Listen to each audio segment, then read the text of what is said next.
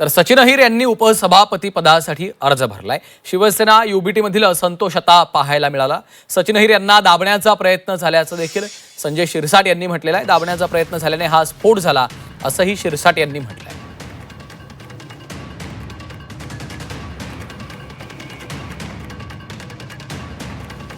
संजय शिरसाट यांनी देखील यावर आता प्रतिक्रिया दिलेली आहे। शिवसेना ठाकरे पक्षामध्ये सध्या असंतोष असल्याचं संजय शिरसाट यांनी म्हटलेलं आहे।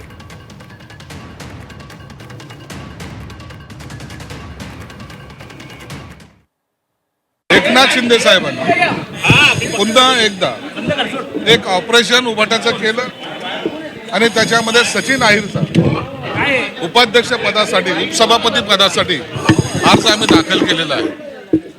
सचिन अहिर मूळ शिवसैनिक, तो त्यांनी पक्षांतर केलं नाही तर शिवसेनेतच प्रवेश केलेला आहे।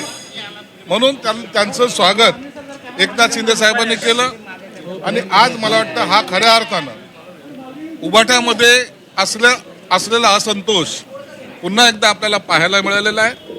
आता याला उभाटाचे नेते काय नाव देत आहेत हे पाहणं उत्सुकतेचं असेल।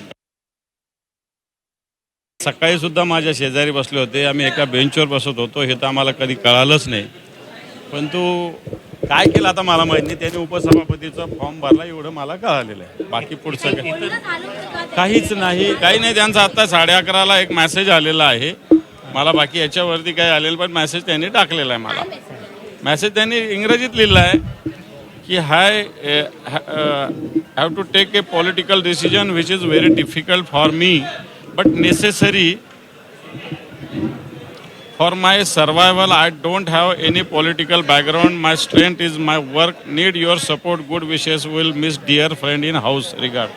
असं लिहिलेलं आहे। आता याच्यावरती काही माहिती नाही। अभ्यंकर सरांचा फॉर्म भरलेला आहे, आता पुढे उद्या बघू। नाही, वरळीत आव्हान विवान निर्माण नाही होणार। वरळी शिवसेनेचे जे सुनील शिंदेनी सचिन अहिरांना पराभूत करून सुनील शिंदे निवडून आलेले तिथे, त्यामुळे आव्हान वगैरे काही नाही।